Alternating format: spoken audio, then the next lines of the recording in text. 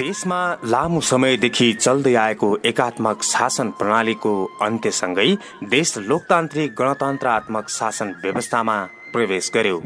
नेपालको संविधान 2072मा भएको संवैधानिक व्यवस्था अनुसार 2074 साल फागुन 5 गते सुदूरपश्चिम प्रदेश सरकारको स्थापना भयो। साबिकको सुदूरपश्चिम विकास क्षेत्रका 9वटा जिल्लाहरू सुदूरपश्चिम प्रदेश अन्तर्गत पर्दछन्।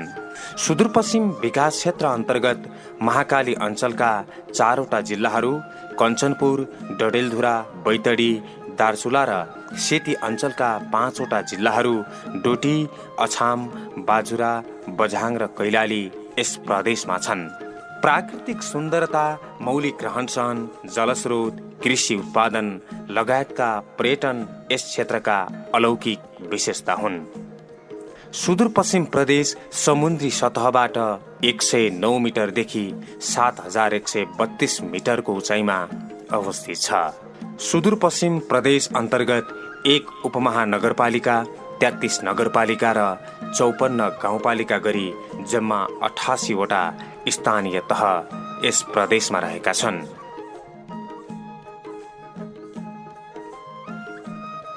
यस क्षेत्रका प्रमुख पर्यटकीय स्थलहरूमा खप्तड, बुढीनन्दा देवी, शुक्लाफाटा, सुरुमा सरोवर ताल, महाभारत पर्वत, घनघस्या लेक, भेलछडा, पाताल भूमेश्वर, रौला केदार, घोडाघोडी ताल, अजयमेरु कोट, आली ताल, बेदकोट, ब्यास हिमाल, सैपाल हिमाल, बडीमालिका, अछामको बैजनाथ धाम र डोटीको बडी केदार, मेलौली भगवती, उग्रतारा मन्दिर, टिकापुर पार्क, अफी हिमाल, रामारोसन क्षेत्र, दोधारा चाँदनी झोलुङ्गे पुल, कर्णाली पुल आदि पर्दछन्।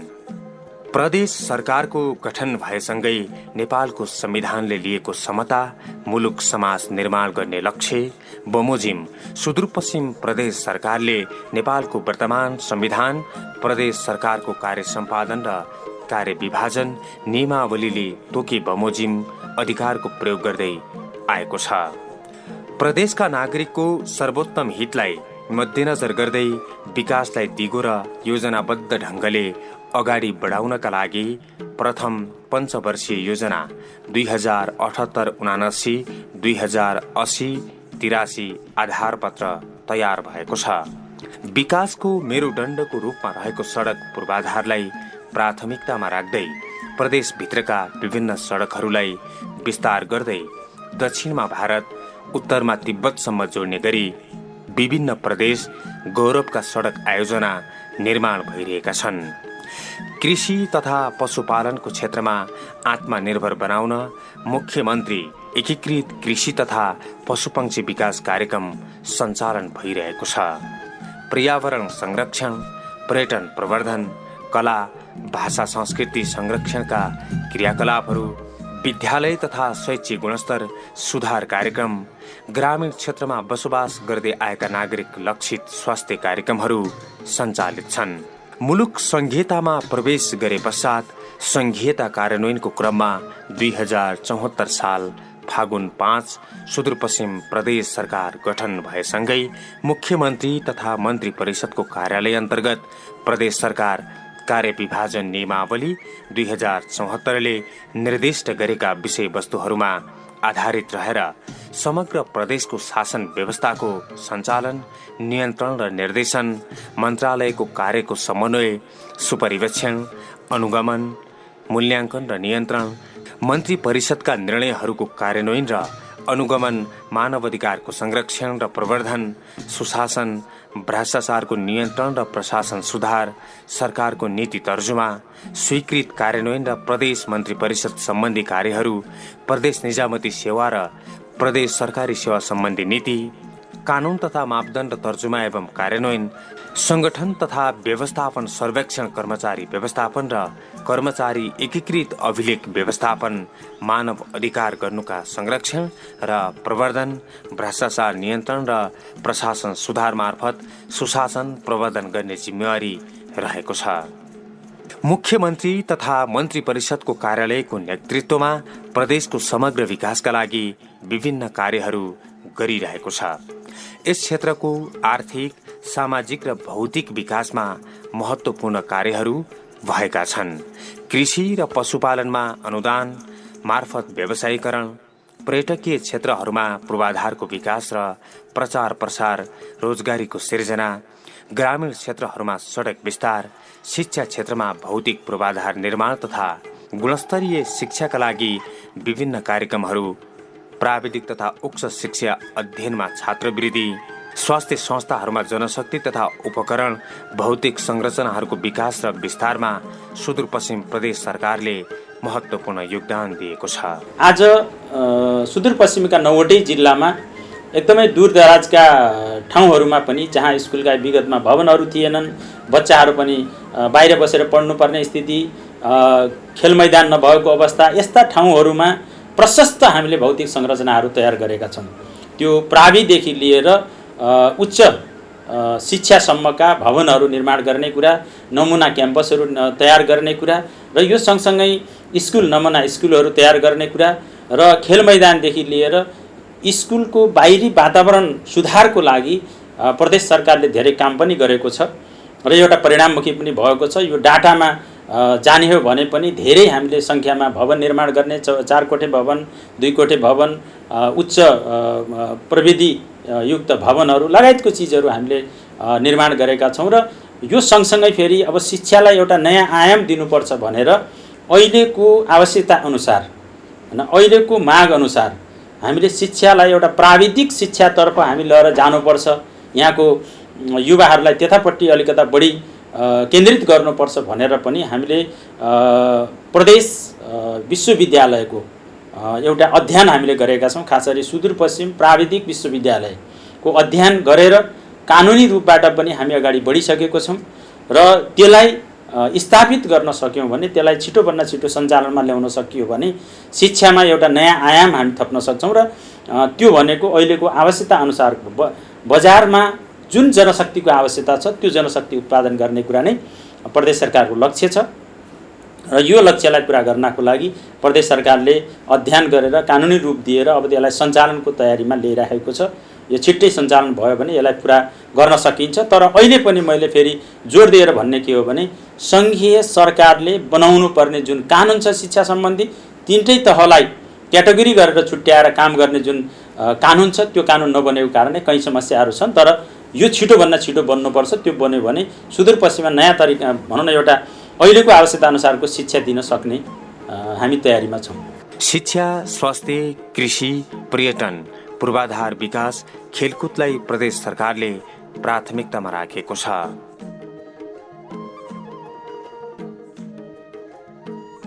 प्रदेश स्तरमा शिक्षा क्षेत्रको समग्र विकासका लागि सुदूरपश्चिम प्रदेश सरकारबाट महत्त्वपूर्ण कार्यहरू भएका छन्। विद्यालयको पूर्वाधार विकासमा सुधार, उच्च शिक्षा प्रदायक शैक्षिक संस्थाहरूको भौतिक पूर्वाधार विकास, विद्यालय शिक्षकको क्षमता विकास, बाल विकास शिक्षक, विद्यालय कर्मचारी र सहयोगीलाई प्रोत्साहन, माध्यमिक तहको परीक्षा व्यवस्थापनका लागि परीक्षा केन्द्रहरूको सुदृढीकरण, सामुदायिक तथा सार्वजनिक पुस्तकालयको सुदृढीकरण, साक्षरता सम्बन्धी कार्यक्रम, क्याम्पसहरूमा पुस्तकालय र आइसिटी ल्याबहरूको स्थापना, प्राविधिक धार सञ्चालन गरिरहेका विद्यालयहरूमा भौतिक संरचना निर्माण तथा उपकरण सहयोग गरिएका, छात्रवृत्ति, प्रदेश उच्च शिक्षा नीति तथा प्रदेश विश्वविद्यालय निर्माणका लागि अध्ययन लगायतका कार्यहरू भएका छन्। आर्थिक वर्ष 2074-75 देखि आर्थिक वर्ष 2078-79 सम्म 1992 वटा कक्षा कोठाहरू थप भई करिब 80,000 बालबालिका प्रत्यक्ष लाभान्वित भएका छन्। आर्थिक वर्ष 2078-79 मा 30 वटा विज्ञान प्रयोगशाला, 245 वटा सूचना प्रविधि प्रयोगशाला र 10 पुस्तकालयको स्थापना गरिएको छ। 193 वटा विद्यालय भवन निर्माण भएका छन्। 19 वटा छात्रावास भवन निर्माणको क्रममा रहेका छन्। प्रदेशभित्रका विभिन्न क्याम्पसहरूमा 53 वटा भवन निर्माण गरिएका छन्। डोटी र कैलाली क्याम्पसमा बृहत्तर पूर्वाधार सुधार आयोजना लागू गरिएका छन्। सुदूरपश्चिम प्रदेश सरकारले डोटी क्याम्पसमा गरेका त धेरै ठुलो कामहरू छ। डोटी बहुमुखी क्याम्पस 2017 साल जेठ 3 गते त्रिभुवन विश्वविद्यालयमा स्थापना भएको। त्रिभुवन विश्वविद्यालयभन्दा 1 वर्ष कान्छो हो डोटी बहुमुखी क्याम्पस। र डोटी बहुमुखी क्याम्पसमा 2031 सालमा निर्माण भएको एउटा पुरानो भवन थियो, एउटा मात्र भवन थियो। त्यो जीर्ण अवस्थामा थियो, एकदम पुरानो अवस्थामा थियो। त्यो जीर्ण अवस्थामा रहेको भवनमा शिक्षण क्रियाकलाप गर्न साह्रै गाह्रो भएको हुनाले प्रदेश सरकार र खास गरी सामाजिक विकास मन्त्रालय र मुख्यमन्त्रीजीको चाहिँ मन्त्रालयबाट हामीलाई 2टा भवनहरू, एउटा 3 तलाको चाहिँ 12 कोठाको भवन प्रदेश सरकारको आफ्नै अनुदान र अर्को चाहिँ सङ्घबाट प्राप्त हुने विशेष अनुदानमा चाहिँ 4 तलाको लगभग 24 कोठाको भवनहरू भौतिक पूर्वाधारको रूपमा चाहिँ हामीले डोटी क्याम्पसलाई निर्माणको लागि ठेक्का लाएर 3 तलाको भवन अन्तिम चरणमा छ र 4 तलाको भवन विशेष अनुदानको भवन पहिले चाहिँ निर्माणाधीन अवस्थामा छ। पहिलो तला लगभग तयार हुँदैछ। यसै वर्ष पनि 30 लाखको चाहिँ 15 लाखका 2टा प्रोजेक्ट, 15 लाख होइन, एउटा 15 लाखको थियो नमुना क्याम्पस भनेर, अर्को 11 लाखको थियो। त्यो विज्ञान प्रयोगशालाको सबलीकरण, त्यहाँ सामान थप्ने भनेर। अब विज्ञानको पछि ठेक्का हुँदाखेरि 8 लाख कि 9 लाखमा त्यो भएको छ, सामान आइसक्यो। अनि उसको के अरे नमुना क्याम्पस अन्तर्गत हामीले लाइब्रेरीमा थियो, त्यहाँ ऱ्याक बनायौँ स्टिलका। करिब 14.5 करोडको चाहिँ 2टा बिल्डिङ, यो इन्जिनियरिङ भवनहरू, विज्ञान तथा प्रविधि साइन्स एन्ड टेक्नोलोजी बिल्डिङ भनेर त्यो 2टा बिल्डिङ अन्डर कन्स्ट्रक्सन, तिनको ठेक्का भएर छ। तर त्यो ठेक्काको अनलाइन कम्पिटिसनमा तिनीहरूले 2टा ठेकदार 2टा प्याकेज बनाएको थियो, छिटो काम होस् भनेर। अनि यो ठेक्का प्रक्रिया पनि गरिदिएर राम्रो कम्पिटिसन भएर करिब 42% घटेका अरे तिनीहरू, 42-40% घटेर पनि त्यो ठेक्का भएको छ। ठेक्काको काम चाहिँ एउटामा जग खन्ने काम भएको छ, अर्कोमा जग हालिसक्यो। माथि 1.5 तलाको के अरे त्यो। अब यो वर्षभित्र तिनीहरूले सक्नुपर्छ। यस अवधिमा 3696 जना शिक्षकलाई पेशागत विकास सम्बन्धी तालिम दिएको छ। 71 वटा क्याम्पसहरूमा पुस्तकालय र आइसिटी कक्षा स्थापना भएका छन्। प्रदेश सरकार मार्फत 9 जना विद्यार्थीको चिकित्सा शिक्षातर्फको MBBS तर्फको छात्रवृत्ति सहित विभिन्न विधामा 801 जना विद्यार्थीहरूलाई छात्रवृत्ति प्रदान गरिएको छ।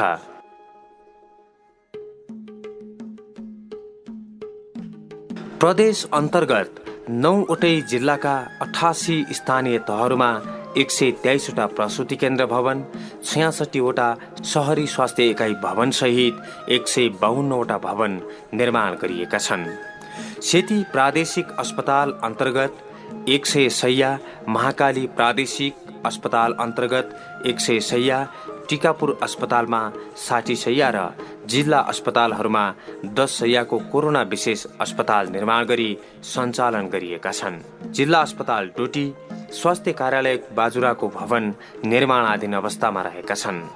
डोटीको दिपायल सिलगढी नगरपालिकाको ग्वालासैनमा 50 शैय्याको सरुवा रोग अस्पतालको निर्माण कार्य तीव्र गतिमा अगाडि बढिरहेको छ।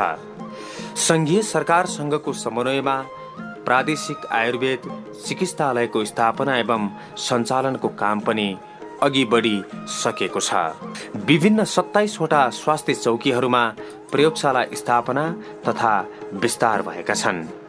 स्थानीय तहहरूसँगको सहकार्यमा ग्रामीण अल्ट्रासाउन्ड कार्यक्रम विस्तार गरिएको छ। प्रदेश सरकार मार्फत प्रत्येक स्थानीय तहमा 1-1 वटा पोर्टेबल अल्ट्रासाउन्ड र स्वास्थ्य कर्मीलाई तालिम प्रदान गरेको छ।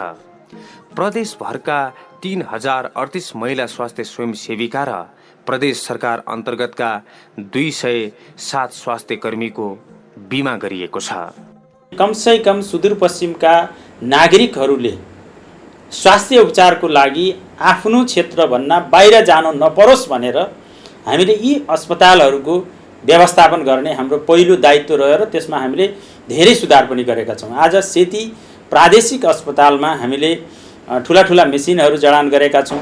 सिटी स्क्यानदेखि लिएर एमआरआईको पनि अब तत्काल हामी त्यसलाई सञ्चालनको प्रक्रियामा छौँ। सिटी स्क्यान सञ्चालनमा आइसकेको स्थिति छ र अन्य डायलिसिस मसिनहरू जोड्ने कुरा र आइसियु बनाउने कुरा र भेन्टिलेटर जडान गर्ने कुरा, अक्सिजन प्लान्टहरू जडान गर्ने कुरा, भौतिक संरचना भनौँ सेतीमा मात्रै हामीले 100 शय्याको अस्पताल भौतिक संरचना नै तयार गरेर अगाडि बढाउने कुरा र अब बहु उपयोगी एउटा ठुलो भवन तयार गर्नको लागि हामी डिपिआर गरिरहेका छौँ। त्यो तयार गर्ने कुरा, टिकापुर अस्पतालमा पनि अहिले धेरै व्यवस्थित रूपबाट हामी अगाडि बढेका छौँ र महाकाली अस्पताल जो हिजो एउटा रिफर गर्ने अस्पतालको रूपमा थियो, आज त्यहाँ सबै कामहरू त्यहाँ पनि भइरहेको स्थिति छ र पहाडका जिल्लाहरूका जिल्ला अस्पतालहरूमा पनि जनशक्ति व्यवस्थापन, भौतिक संरचनाको व्यवस्थापन र अन्य औषधि लगायतको मेसिनहरूको जडानको कुराहरू हामीले अगाडि बढाएका छौँ। र अब मलाई लाग्छ कोही पनि नागरिक बिमारीको उपचार गर्न भारत जानुपर्ने र प्रदेशबाट बाहिर जानुपर्ने परिस्थिति छैन। कोभिड-19 नियन्त्रण तथा रोकथामका लागि कैलाली जिल्लाको त्रिनगर र कञ्चनपुर जिल्लाको भगतपुरमा 1000 जना क्षमताको होल्डिङ सेन्टर स्थापना गरी सञ्चालनमा ल्याइएको छ। प्रदेश सरकार मातहतमा 48 आइसियु बेड, 97 एचडियु बेड र 50 वटा भेन्टिलेटर सञ्चालन गरिएका छन्। सेती, महाकाली र टिकापुर अस्पतालमा 35 आइसियु शय्या थप गरी 18 वटा डायलासिस मेसिन खरिद गरी सेवा सञ्चालनको क्रममा रहेको छ। टिकापुर र महाकाली अस्पतालमा भवन निर्माण गरी 100 शय्या थप गरिएको छ। प्रदेश सरकार मातहतका सबै अस्पतालहरूमा अक्सिजन प्लान्टको स्थापना गरिएको छ। संघीयता पश्चात चाहिँ हाम्रो यो प्रदेश अन्तर्गत चाहिँ यो महाकाली प्रादेशिक अस्पताल हो र यसमा चाहिँ अब प्रदेश सरकारको अन्तरमा रहँदाखेरि विभिन्न कुराहरूमा चाहिँ धेरै कुराहरू चाहिँ उपलब्धि भएको देखिन्छ। धेरै जस्तै अब जनशक्ति व्यवस्थापन सँगसँगै चाहिँ भौतिक संरचना, त्यसले गर्दाखेरि सेवाग्राहीहरूलाई चाहिँ सेवा दिन चाहिँ एकदमै सहज पुगेको छ। सँगसँगै जस्तै अब विगतको दिनहरूमा हेर्ने हो भने 2-3 वर्ष अगाडिको महाकाली अञ्चल अस्पताल, त्यसपछि महाकाली अस्पताल र विगत 1 वर्षदेखि यसको चाहिँ नामाङ्करण चाहिँ महाकाली प्रादेशिक अस्पताल भएको हो। त्यस पश्चात चाहिँ विभिन्न किसिमका चाहिँ जस्तै अब यसमा चाहिँ भौतिक संरचना हेर्ने हो भने विगत 3-4 वर्षदेखिको हामीसँग अहिले पानी ट्याङ्की 2 लाख लिटरको चाहिँ पानी ट्याङ्की को चाहिँ निर्माण भइसकेको छ। प्राविधिक तर्फ चाहिँ इक्विपमेन्टको लागि बजेट चाहिँ कार्यक्रममा गरेको छ। ल्याबका लागि ल्याब इक्विपमेन्टका लागि लगभग 1 करोड चाहिँ इक्विपमेन्टहरू चाहिँ खरिद गर्ने, इबिड मार्फत खरिद गर्ने भनेर दिएको छ। यो हामी प्रक्रियामा अगाडि बढेका छौँ। यतातिर सहज भएको छ। अर्कोतिर नयाँ यो 78-79 को वार्षिक बजेटमा एउटा नयाँ थप भौतिक पूर्वाधारतर्फ ठेक्काका लागि सूचना पनि प्रकाशित गरेको छ। 2.5 करोडमा 4 तलाको डिजाइनिङ गरेर 2 तला यसै वर्ष निर्माण गर्ने गरी ठेक्का आह्वान यही गएको बिहिबारबाट सूचना जारी गरिएको छ। देश तपाईँको संघीयतामा गइसके पछाडि अहिले प्रदेश सरकारले डोटी जिल्ला अस्पताललाई प्राथमिकताकै रूपमा राखेको छ। अनि त्यसका लागि म सधैँ माननीय मुख्यमन्त्रीज्यू अनि तत्कालीन कानुन मन्त्री पूर्ण जोशीज्यू, अहिलेका तपाईँको सामाजिक विकास राज्यमन्त्री टेकबहादुर रैगाज्यू, राज्यमन्त्रीज्यू मन्त्री गोविन्द बोहराज्यू, पूर्व मन्त्री लाल बहादुर खड्काज्यू लगायत सबैलाई म धन्यवाद दिन चाहन्छु। कृष्ण सुवेदीज्यू लगायत अहिले भएका कुराहरू भन्नुहुन्छ भने हामीले डोटी जिल्ला अस्पतालमा अहिले 7 जना डाक्टरहरू राखेका छौँ। डाक्टरको व्यवस्था गरिदिएको छ भनौँ न प्रदेश सरकारले। अनि 7 जना डाक्टरहरूबाट निरन्तर सेवा सुविधाहरू प्रभाव भइरहेका छन्। अहिले डोटी जिल्लामा एउटा एमडिजिबी डाक्टरको व्यवस्था गरिएको छ र त्योसँगै सुदूरपश्चिम सरकारले अहिले यो आर्थिक वर्ष तपाईँको 79-80मा कन्सल्टेन्सी डाक्टर राख्ने 2 जना भनेर तपाईँको हामी कहाँ बजेट विनियोजन गरिएको छ र हामीले त्यही अनुसार 2 जना, 1 जना स्त्री रोग विशेषज्ञ र अर्को हड्डी रोग विशेषज्ञका लागि हामीले भ्याकेन्सी पनि गरेका छौँ र त्यसमा अब तपाईँको तत्काल तुरुन्तै त्यो 2 जना डाक्टर नियुक्ति गर्ने प्रक्रियामा छौँ। र अर्को कुरा, जिल्ला अस्पतालमा हिजो सामान्य जीर्ण बन्दै गएका भवनहरू थिए, अहिले प्रदेश सरकार आइसकेपछि मैले अघि पनि भने मुख्यमन्त्रीज्यू अनि हाम्रो पूर्ण जोशीज्यू लगायतका मन्त्रीज्यूहरूको पहलमा यो अहिले यो भौतिक संरचनाहरू हेर्नु ठुला बिल्डिङहरू बनिसकेका छन्। अब हामी सेवा सुविधा सम्पन्न भवनबाट सुविधा प्रवाह गर्न सक्ने भएका छौँ। यसका लागि प्रदेश सरकारलाई म धन्यवाद दिन चाहन्छु। त्यस्तै हामी आइसकेपछि डोटी जिल्ला अस्पतालमा अक्सिजन प्लान्टको हामीले सुरुवात गरेका छौँ। अब यो सिलिन्डर भर्नका लागि हामीले बाहिर धाउनुपर्ने परिस्थिति रहँदैन। अब डोटी जिल्ला अस्पतालबाट नै अक्सिजनका सिलिन्डरहरू भर्न सक्छौँ र त्यस्तै आवश्यकताको आधारमा आवश्यक परेको खण्डमा हामी अन्य जिल्लालाई पनि तपाईँको केही हदसम्म यहाँ यो सिलिन्डरहरू भरेर पनि दिन सक्छौँ। त्यसका साथसाथै म आइसकेपछि, स्पेसली रूपमा म अध्यक्ष नियुक्त भएर आइसकेपछि यहाँ तपाईँको नियमित रूपमा सेवा सुविधा सुचारू हुनुपर्छ अनि डाक्टरहरू इमर्जेन्सीमा 1 जना चाहिँ 24 घण्टा बस्नुपर्छ। डोटेली जनताले छिटो छरितो रूपमा सेवा सुविधा पाउनुपर्छ, स्वास्थ्य सेवा सुविधा भनेर हामीले एकदम त्यतातिर ध्यान केन्द्रित गरेका छौँ र अहिले पहिलेको भन्दा धेरै फरक रूपमा हामीले त्यो सुरुवात गरेका छौँ। त्यसपछि म आइसकेपछि मैले माननीय मुख्यमन्त्रीज्यू अनि सामाजिक विकास मन्त्रीज्यू, पूर्ण जोशी मन्त्रीज्यू लगायत सबै मन्त्रीहरूसँग आग्रह गरेर डोटी जिल्ला अस्पतालमा एउटा एम्बुलेन्स थिएन, सब वाहनको व्यवस्था थिएन, त्यसपछि सब गिरहको व्यवस्था तपाईँको राम्रो थिएन अनि सब व्यवस्थापन गर्नका लागि अथवा त्यो व्यवहारिक सबहरू अथवा कुनै सबहरू राख्नका लागि मर्चुरी फ्रिजको व्यवस्था थिएन। हामीले आइसकेपछि उहाँहरूसँग आग्रह गरेर अहिले हामी यो क्याटलग विधिबाट एम्बुलेन्स र सब वाहन खरिद गरिसकेका छौँ र यो अग्नि कम्पनीसँग हाम्रो सम्झौता भइसकेको छ। त्यसले चाहिँ तपाईँको हामीलाई केही समयभित्रै सामग्रीहरू उपलब्ध गराउने भनेर हामीले यो आशय स्वीकृत गरिसकेका छौँ र आर्थिक के सम्झौता हुँदो रहेछ त्यसको त्यो पनि हामीले पास गरिसकेका छौँ। अब 1-1.5 महिनाभित्र एम्बुलेन्स र सब वाहन डोटी जिल्ला अस्पतालमा पुग्छ र त्यसै गरेर हामी भोलि पर्सि टेन्डर गर्दैछौँ यो सब गिरहमा एउटा मर्चुरी फ्रिज राख्नका लागि अनि लास्टलाई तपाईँको फ्रिजमा राखेर 4-5 दिनसम्म राख्नुपर्ने परिस्थिति हुनसक्छ कहिलेकाहीँ। त्यसका लागि एउटा त्यो फ्रिजको व्यवस्था गरिएको छ, अक्सिजन प्लान्टको उद्घाटन गरिएको छ र डाक्टरहरूले पनि यहाँ तपाईँको यो बाहिर प्राइभेट प्र्याक्टिसहरू गर्नका लागि यहाँ आउन नचाहने त्यस्तो एरिया नभएका कारणले हामीले एक्स्ट्रा हेल्थ सर्भिस भन्ने हुन्छ तपाईँको बिहान 8 बजेदेखि 10 बजेसम्म र साँझ 4 बजेदेखि 6 बजेसम्म एक्स्ट्रा हेल्थ सर्भिसलाई पनि हामीले यहाँबाट सुरुवात गरेका छौँ।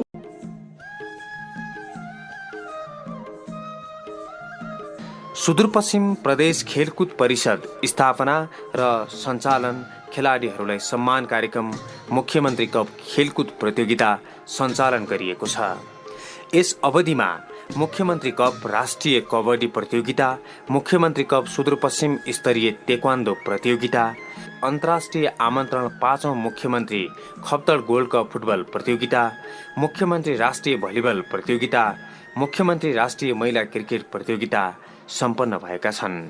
खेलको क्रियाकलाप अगाडि बढाउनको लागि भौतिक संरचना आवश्यक पर्छ र त्यो भौतिक संरचना तयार गर्नको लागि हामीले सबै जिल्लाहरूमा एउटा निर्वाचन क्षेत्रमा एउटा खेल मैदान भन्ने हाम्रो कन्सेप्ट सहित हामी अगाडि बढ्यौँ र ठुला खेल मैदान जस्तै यहाँ फाफ्ला खेल मैदानको कुरा लगायतको यहाँको कबड हलको कुरा लगायतका क्षेत्र ठाउँहरूलाई अलि व्यवस्थित बनाउनु पर्छ र यसलाई प्रदेशको एउटा गौरवको योजनाको रूपबाट हामीले अगाडि बढाउनु पर्छ भनेर हामीले पहिलो वर्ष मात्रै धेरै रकम खेलकुद क्षेत्रमा हामीले छुट्यायौँ।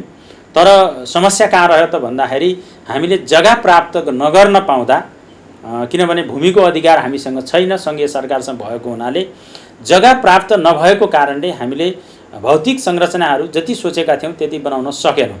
तैपनि हामीले खेलकुदमा जोर गऱ्यौँ, एउटा त्यहाँ छ र अहिले पनि त्यो निरन्तर अगाडि बढिरहेको छ।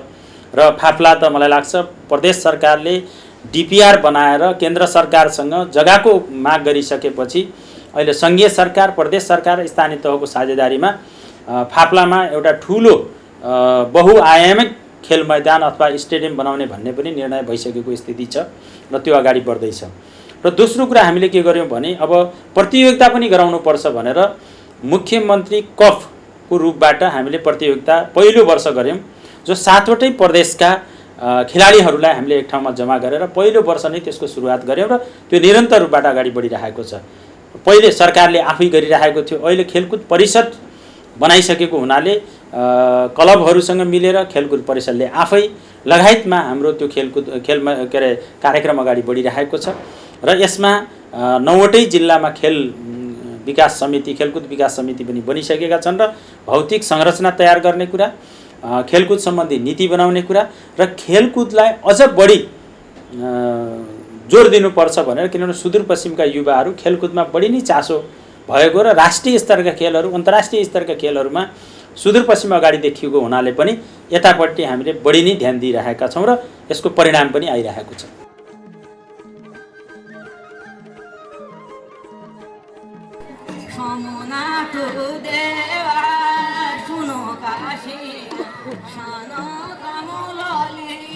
सुदूरपश्चिम प्रदेश कला संस्कृतिका हिसाबले महत्त्वपूर्ण क्षेत्र हो।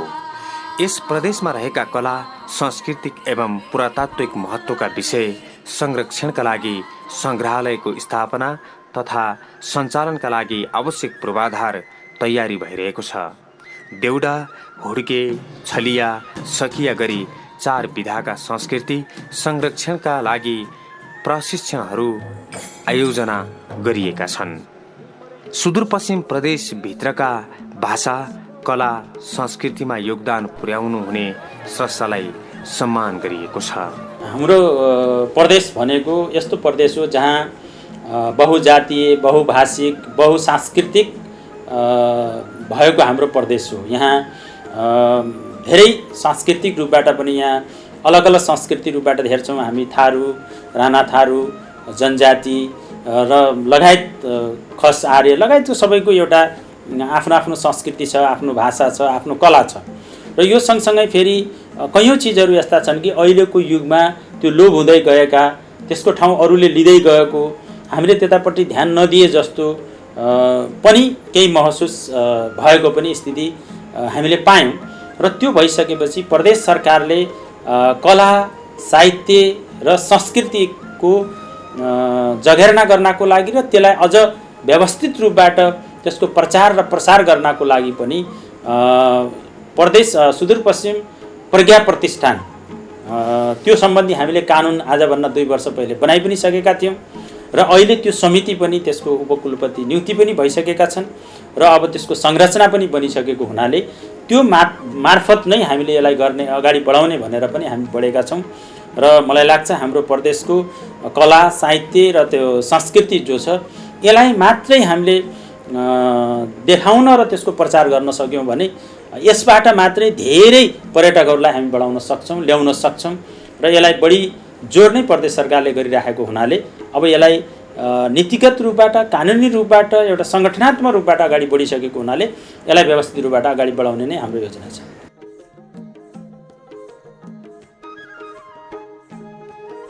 यस प्रदेश अन्तर्गत रहेका जिल्लाका विभिन्न स्थानहरूमा कालोपत्रे र ग्रामीण सडकहरू निर्माण कार्य सम्पन्न तथा निर्माणाधीन अवस्थामा रहेका छन्। निर्माण सुरु गरेको झण्डै 35 वर्षपछि प्रदेश सरकारको लगानीमा सहजपुर, पिपीनगर, बोक्टान सडकको ट्र्याक खुलेको छ। बोक्टान सडक, मलाई लाग्छ बोक्टान सडकको नाउँमा मभन्दा पहिले 6 जना सांसदहरूले भोट मागेर जितेका छन्। म जित्नुभन्दा त पहिले। तर मैले के भनेको थिएँ भने मैले यदि जितेर गएँ भने बोक्टान सडकलाई पुरा गर्ने छु, यति मात्र मैले भनेको छु। आज मलाई गर्व लाग्छ, मैले बोक्टान सडकको ट्र्याक ओपन गरेँ। आज पिच भइरहेको छ। लगभग 30-40 किलोमिटर पिच सदरमुकामतिरबाट भइरहेको छ। 30-40 किलोमिटर पिच यताबाट भइरहेको छ। कयौँ अब हामीले पिचको ठेका अब केही दिनभित्रै मात्रै हामीले 1 अरबभन्दा बढीको ठेका फेरि बोक्टान सडकलाई पिचको लागि लगाउँदैछौँ। र त्यो सँगसँगै खप्तड सडकको कुरा छ जो हामीले पिच गऱ्यौँ। म अध्यक्ष हुँदाखेरि बनाएको सडक पिच गरेका छौँ। कलेना सडक पिच भएको छ, जोराइल गर्सिला सडक पिच भएको छ। सडक सञ्चालनमा आएसँगै डोटीको बोक्टान फुर्सिल गाउँपालिका र बडीकेदार गाउँपालिकाका साथै छिमेकी विभिन्न गाउँपालिकाका 1 लाखभन्दा बढी स्थानीय प्रत्यक्ष लाभान्वित भएका छन्। ग्रामीण क्षेत्र सञ्चालनमा जोडिएसँगै उक्त क्षेत्रमा उत्पादन हुने कृषि उत्पादनले बजार पाउन थालेको छ। यो सडक विगत लामो समयदेखि सहजपुर दिपाइल सडकको सुरुवात भएको थियो। यो सडक विगत पञ्चायत कालदेखि सुरु भएको, बिचमा प्रजातन्त्र आयो, त्यति बेला पनि यो सडक जोडिन सकेन। र यति बेला देशमा जब लोकतन्त्र आयो, गणतन्त्र आयो, संघीयता आयो, हाम्रै पालामा हाम्रै कार्यकालमा यो सडक दिपायल सहजपुर सडक जोडिएको छ र यो सडक जोडिँदाखेरि यहाँका जनताहरू धेरै खुसी भएका छन् र उहाँहरूले संघीयताको अनुभूति गरेका छन्, स्थानीय सरकारको अनुभूति गरेका छन् र यतापट्टिका जनताहरूलाई दिपायल सिलगढी सदरमुकाम जानसम्म आवत जावत गर्न धेरै सजिलो भएको छ भने अनि बोकटानी जनताहरूलाई धनगढीसम्म जान, धनगढीदेखि लिएर काठमाडौँसम्म जानका लागि यो सडक सजिलो छोटो भएको छ र जनताहरूले प्रदेश सरकार, स्थानीय सरकार, सङ्घ सरकार भएको अनुभूति गरेका छन् र हाम्रो कार्यकालमा यो सडक जोडिँदा धेरै राम्रो भएको छ। धेरै समस्या थियो, त्यो बिरामी पर्दा पनि यहाँबाट बोकेर 2-3 दिन लैजान्थ्यो, अदरबाट छाड्दै थियो नि। अब त धेरै सुविधा छ, अब धेरै आइसक्यो, मान्छे धेरै भइसक्यो। अब अहिले हाम्रो पालामा त अब त्यसै नै खासै अब आइगयो, यहाँ मार्फत स्वास्थ्य चौकी भइसक्यो। अब यहाँ धेरै सुविधा छ, अहिले गाडी धेरै छ, अब धेरैभन्दा धेरै छ अहिले त। पहिलो त बोकेर 3-4 दिन पुग्थ्यो, यहाँ खाना लाउनलाई पनि त्यति हुन्थ्यो होइन। अब त किनभने मुखाजी पुगिसक्यो, अब अहिले साँचो छैन भने उति बेला ल्याएर खाउँ भने पनि हुन्छ। डोटी जिल्ला सदरमुकाम सिलगढीदेखि यस क्षेत्रको उत्कृष्ट पर्यटकीय गन्तव्यको रूपमा रहेको खप्तड राष्ट्रिय निकुञ्जको प्रवेशद्वारको रूपमा रहेको झिक्रानासम्म पुग्ने 14.869 किलोमिटर कालोपत्रे सडकको निर्माण कार्य अन्तिम चरणमा पुगेको छ। यस क्षेत्रमा सडक सञ्चालनमा आएसँगै डोटीको सिलगढी भएर खप्तड घुम्न आउने पर्यटकका साथै डोटीको साइल गाउँपालिका र पूर्वी चौकी गाउँपालिकाका स्थानीयलाई दैनिक यातायातमा सहज भएको छ।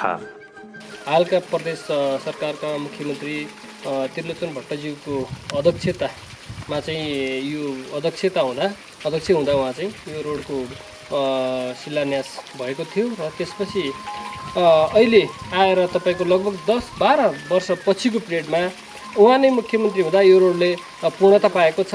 यो रोड बन्दा हिजो तपाईँको सडकै नहुँदा हामी बग्लेक जाँदा तपाईँको 1.5 घन्टा 2 घन्टा लाग्थ्यो भने अहिले तपाईँको यो सडकले गर्दा हामीलाई एकदमै सहज बनाइदिएको छ।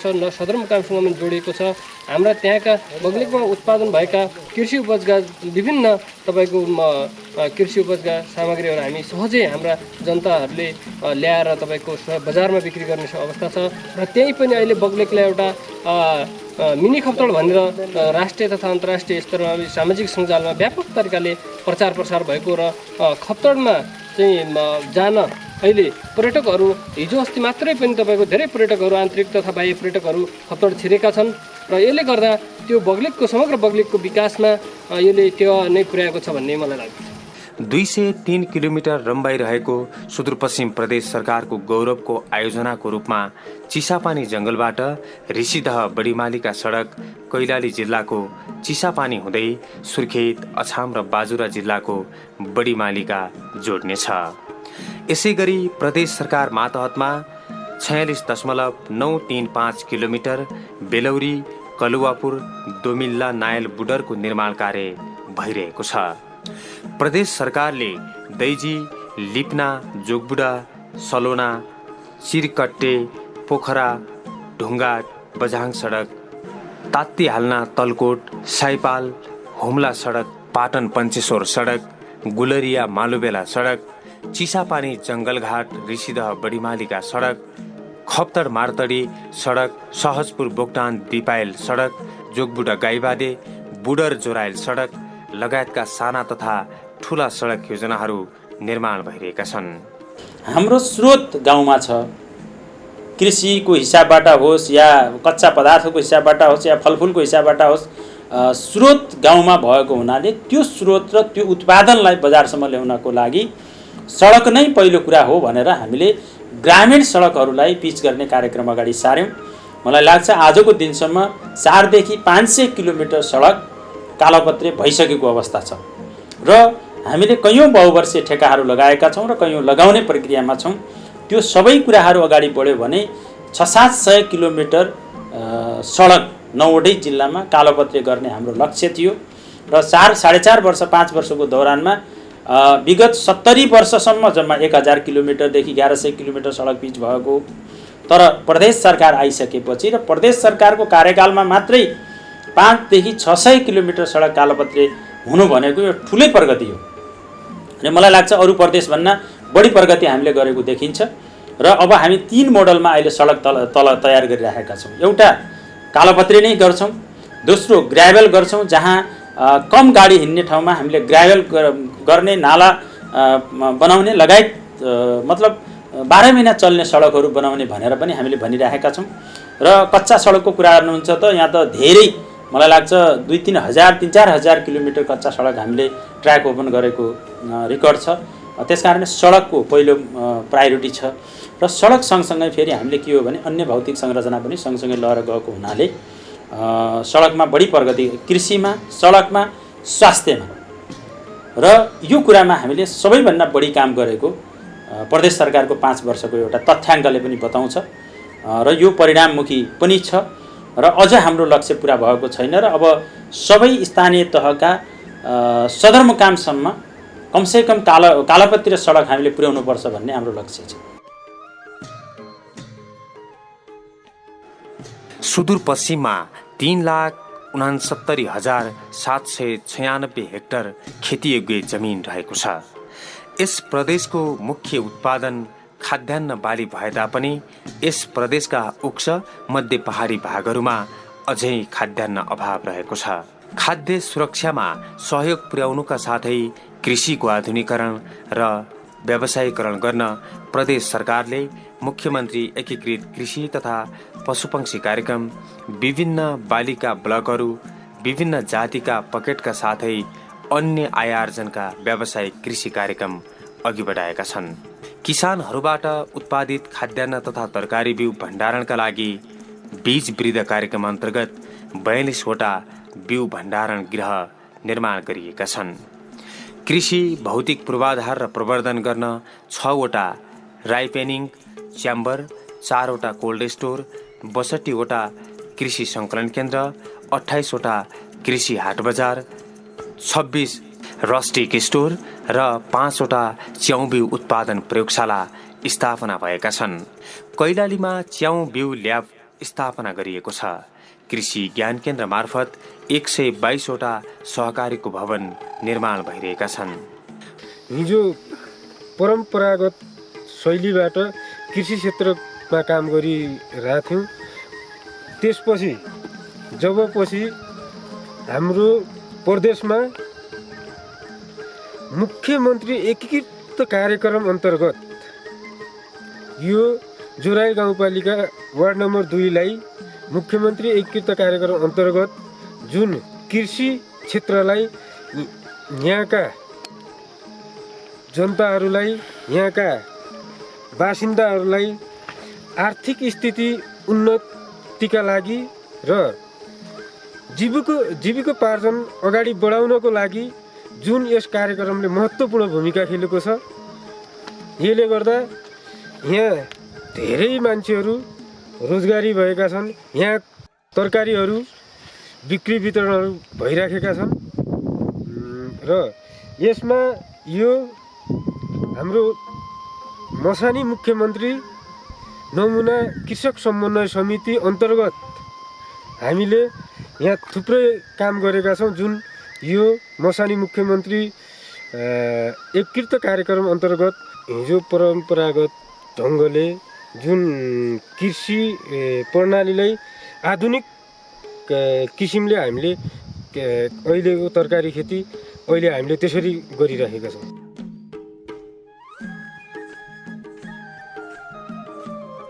एक 1,750 हेक्टर क्षेत्रफलमा धान र गहुँको बिउ उत्पादन कार्यक्रम सञ्चालन भई उत्पादन भएको उन्नत बिउको प्रयोगबाट धान र गहुँको कुल उत्पादनमा 3.5%ले वृद्धि भएको छ।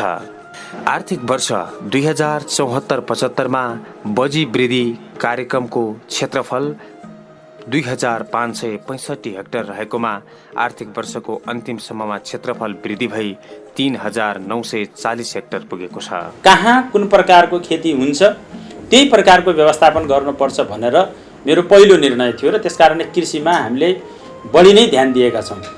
र यसमा हामीले हाम्रो प्रदेशको एउटा गौरवको योजना अन्तर्गत मुख्यमन्त्री कृषि तथा पशु विकास कार्यक्रम 88वटै स्थानीय तहमा हाम्रो सञ्चालन भएको छ र त्यो 88वटै स्थानीय तहमा परिणाममुखी कुराहरू देखिएका छन्। हजार किसानहरू त्यहाँ जुडेका छन् र हामीले फलफुलमा त्यो कार्यक्रम सञ्चालन गरेका छौँ, तरकारी खेतीमा त्यो कार्यक्रम सञ्चालन गरेका छौँ, धान गहुँमा त्यो कार्यक्रम सञ्चालन गरेका छौँ, लगायतका ठाउँ सेक्टरमा हामीले जसै बाख्रा पालनमा त्यो कार्यक्रम सञ्चालन गरेका छौँ, मौरी पालनमा त्यो कार्यक्रम सञ्चालन गरेका छौँ र यसको समग्रमा हेर्ने हो भने 3 वर्ष भयो यो कार्यक्रम सञ्चालन भएको, यसको परिणाममुखी प्रतिफल पनि देखिएको छ।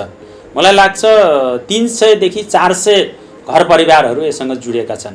हाम्रो डाटामै जाने हो भने पनि यत्रा मान्छेहरू जुडेका छन् र उनीहरूको आय आर्जन बढेको छ। त्यसमा हामीले के भनेका थियौँ भने किसानहरूलाई चाहिएको सबै कुरा एकीकृत रूपबाट प्रदेश सरकारले दिनुपर्छ।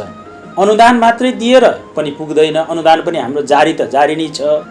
तर अनुदान मात्रै होइन, किसानलाई सिँचाइ चाहिएको छ, सिँचाइको व्यवस्थापन गर्ने, कलेक्सन केन्द्र चाहिएको छ, त्यो व्यवस्थापन गर्ने, नयाँ प्रविधिको तालिम चाहिएको छ, त्यो व्यवस्थापन गर्ने, लगायतको उत्पादन भएको कुरा मार्केटसम्म ल्याउने आवश्यकता त्यस्तो आवश्यक छ भने त्यसको लागि व्यवस्थापन गर्ने, मार्केटसम्म यहाँलाई म भनौँ प्रदेश सरकार आइसकेपछि मात्रै बाजुरामा उत्पादन भएका स्याउहरू कैलालीमा पुगे, नेपालगञ्ज पुगे, काठमाडौँसम्म पुग्ने वातावरण बन्यो। त्यो यही कार्यक्रम अन्तर्गतको कार्यक्रम थियो, बजारसम्म पनि त्यो कुराहरू ल्याउने कुरा। र हामीले केही दिन पहिले दशैंको समयमा पनि सुन्यौँ र बझाङबाट लगायतको सुदूरपश्चिमका खसी बोकाहरू पोखरासम्म पुगे भन्ने पनि हामीले सुन्यौँ।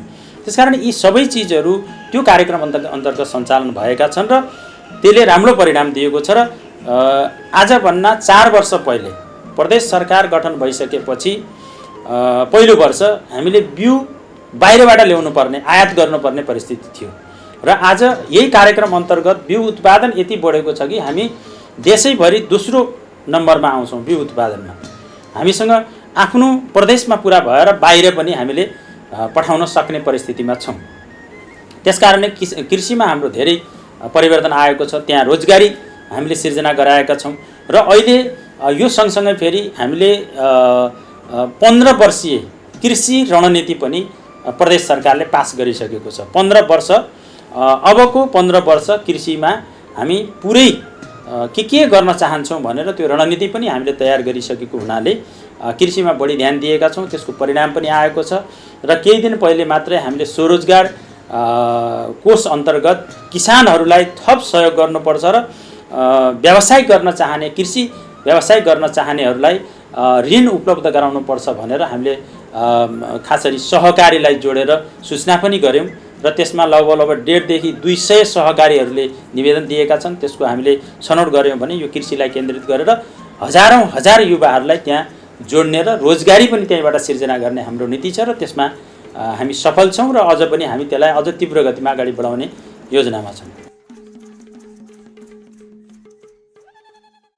कृषिमा श्रम घटाउन र व्यवसायको प्रवर्धनका लागि 12वटा कस्टम हायरिङ सेन्टर, 7वटा सहकारी तथा संस्थाहरूलाई 4 पाङ्ग्रे ट्र्याक्टर, 4325 परिवारलाई पावर टिलर, मिनी लिटर थ्रेसर, रिपर, रोटाभेटर र 4 पाङ्ग्रे ट्र्याक्टरमा जडान हुने कृषि औजार यन्त्र उपकरणहरू वितरण गरिएका छन्। कैलाली, कञ्चनपुर र डडेलधुरा जिल्लामा 18वटा बिउ प्रशोधन उद्योग तथा कम्पनी स्थापना भएका छन्। व्यावसायिक तरकारी खेतीका नयाँ प्रविधि विस्तारका लागि विभिन्न जिल्लामा साना र ठुला गरी 4750वटा प्लास्टिक टनेल निर्माण गरी प्रति 100 वर्ग मिटर टनेलमन 300 केजी थप उत्पादन वृद्धि भएको छ। 250 हेक्टर नदी किनार र बगर खेती मार्फत 2500 जना युवाहरूले रोजगारी प्राप्त गरेका छन्। कैलाली र कञ्चनपुर जिल्लाहरूमा ड्रागन फ्रुट र ट्रपिकल एप्पलका व्यावसायिक बगैँचा स्थापना भएका छन्। नेपालमा यो भर्खरै भित्राइएको नौलो फल हो।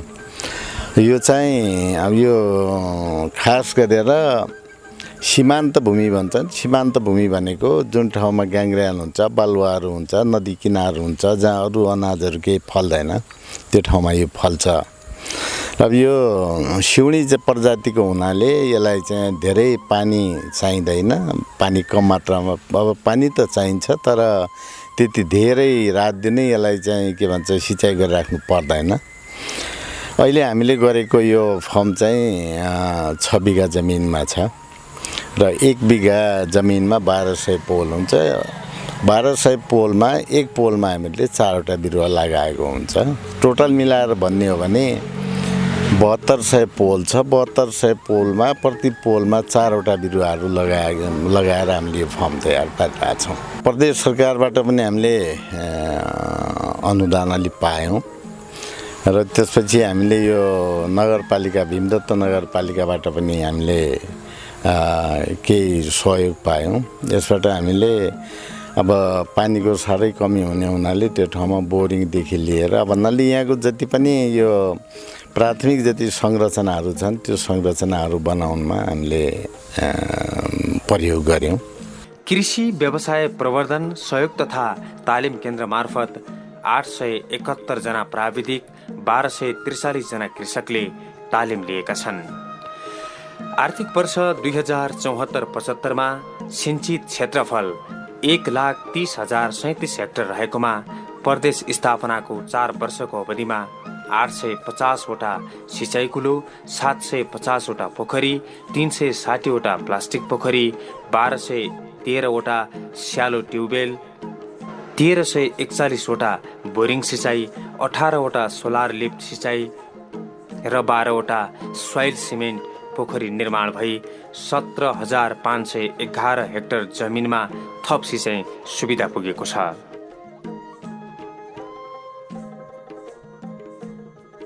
प्रदेश अन्तर्गत विभिन्न 144 धार्मिक पर्यटकीय क्षेत्रमा सहज पहुँचका लागि पदमार्ग निर्माण कार्य सम्पन्न भएको छ। विभिन्न 54 स्थानहरूमा पर्यटकीय पार्क निर्माण कार्य सम्पन्न भएको छ। धनगढी र टिकापुरमा 2वटा पर्यटन सूचना केन्द्र स्थापना गरिएको छ। विभिन्न 31वटा स्थानहरूमा पर्यटकीय पूर्वाधार, धर्मशाला, अतिथि गृह, सङ्ग्रहालय, स्वागतद्वार निर्माण गरिएका छन्। मुख्यतः पर्यटकीय स्थलहरूको पहिचान गर्ने कुरा, पहिचान भइसकेका पर्यटकीय स्थलहरूको प्रचार गर्ने कुरा र त्यो ठाउँसम्म पर्यटकहरूलाई पुर्याउनको लागि भौतिक संरचनाहरू तयार गर्ने कुरा, यतापट्टि प्रदेश सरकारले बढी जोड दिएको थियो। 5 वर्षमा हामीले त्यहाँ जोड दियौँ। तर कोभिडको कारणले केही कुराहरूमा अलिकता हामी पर्यटकहरूलाई भित्र्याउने कुरा र पर्यटकहरूलाई त्यो ठाउँसम्म पुर्याउने कुरामा हामीलाई केही अप्ठ्यारो सिर्जना भयो। कोभिडको कारणले यो विश्वव्यापी नै अप्ठ्यारो नै भएको थियो र त्यसको असर हामीलाई पनि पर्यो। तर यो बिचमा हामीले त्यो भए तापनि हामीले यो बिचमा खासरी हाम्रो क्षेत्रका 9वटै जिल्लामा रहेका प्राकृतिक पर्यटकीय स्थलहरू, ऐतिहासिक पर्यटकीय स्थलहरू, धार्मिक पर्यटकीय स्थलहरू, 3टै सेक्टरमा हामीले काम गर्नुपर्छ भनेर प्रदेशको पर्यटन गुरुयोजना हामीले तयार गरेका छौँ। त्यो गुरुयोजना अन्तर्गत पर्यटकीय स्थलसम्म नजिकसम्म सडकलाई पुर्याउने कुरा र त्यहाँ निजी लगानीकर्ताहरूलाई कमसेकम त्यहाँ होटल स्थापना गराउन् र अन्य गतिविधिहरू स्थापना गराउन् र पर्यटकहरू आइसकेपछि बस्न र खान र जाने व्यवस्थापन गर्नको लागि त्यसको लागि पनि हामीले तयारी गरिराखेको स्थिति छ। र यो बजेटमा मात्रै हामीले के भनेका छौँ भने पर्यटकीय क्षेत्रमा काम गर्न चाहने व्यवसायिकहरूलाई ब्याजमा अनुदान दिने भन्ने पनि हाम्रो यो वर्षको बजेटमा पनि हामीले राखेका छौँ। यसै खप्तडको कुरा गर्ने हो भने खप्तड सबैभन्दा हाम्रो प्रदेशको एउटा गौरवको योजनाको रूपबाट हामीले खप्तडलाई बुझ्यौँ। हामीले त्यहाँसम्म सडक लिएर जानको लागि अहिले सडक पनि खप्तडको नजिकसम्म सडक पनि पिच पनि भइसकेको स्थिति छ र अब त्यहाँबाट खप्तडसम्म पुर्याउनको लागि खासरी राष्ट्रिय निकुञ्जको कारणले, त्यो हाम्रो कारणले होइन कि नेपाल सरकार मार्फत निकुञ्जहरू नेपाल सरकार मार्फत भएको हुनाले नेपाल सरकारबाट राष्ट्रिय निकुञ्जमा गर्नुपर्ने जुन कामहरू, बनाउनु पर्ने बाटाघाटाहरू, त्योभित्र होटल स्थापनाका कुराहरू, अन्य व्यवस्थापनका कुराहरू हामीले गर्न चाहन्थ्यौँ तर त्यो प्रकारको सहयोग अथवा त्यो प्रकारको एउटा वातावरण नबनेको कारणले त्यस्ता ठाउँहरूमा हामीले व्यवस्थित गर्न नसकेको स्थिति छ। त्यो हाम्रो हातको कुरा भएन, त्यो फेरि केन्द्र सरकारको कुरा भएको हुनाले तैपनि हामीले के भनेका छौँ भने प्रदेश सरकारले गर्ने कामहरू त छँदैछन्, केन्द्र सरकारले पनि खप्तड जस्तो ठाउँहरूको विकासको लागि, समग्र विकासको लागि अगाडि बढ्नुपर्छ भनेर हामीले लगानी बोर्ड, नेपाल जुन लगानी बोर्ड छ त्यो बोर्डसँग पनि हामीले कुरो गरेर अब यसको एउटा गृहयोजना बनाउनुपर्छ भनेर पनि हाम्रो कुराकानी चलिरहेको स्थिति छ। मलाई लाग्छ त्यो बन्यो भने खप्तड, रामारोशन, बडीमालिगा, अपी सैपाल लगायतका ठाउँहरू र यतापट्टि के अरे घोडाघोडी, सुक्लाफाटा लगायतका ठाउँहरू जो छन् त्यसको त्यहाँसम्म भौतिक संरचना तयार गर्ने कुरा, त्यसको गृहयोजना बनाइ हामीले सकिसकेका छौँ र त्यसलाई अब कार्यरूप दिने कुरामा हामी अगाडि बढेका छौँ र धार्मिक स्थलहरूको प्रचार गर्ने कुरा र त्यहाँसम्म धार्मिक पर्यटकहरूलाई पुर्याउनको लागि पनि व्यवस्थापन हामीले गरिरहेका छौँ।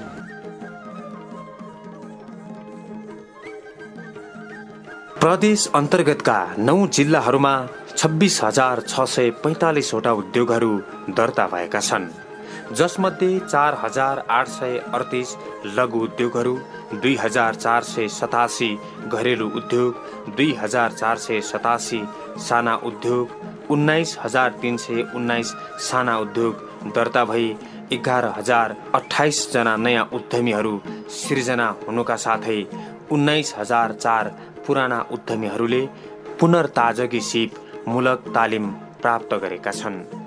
9वटै जिल्लाहरूमा 41 वटा नवीन उद्योग स्थापना तथा सञ्चालनका लागि रु 2,35,74,000 अनुदान उपलब्ध गराइएको छ।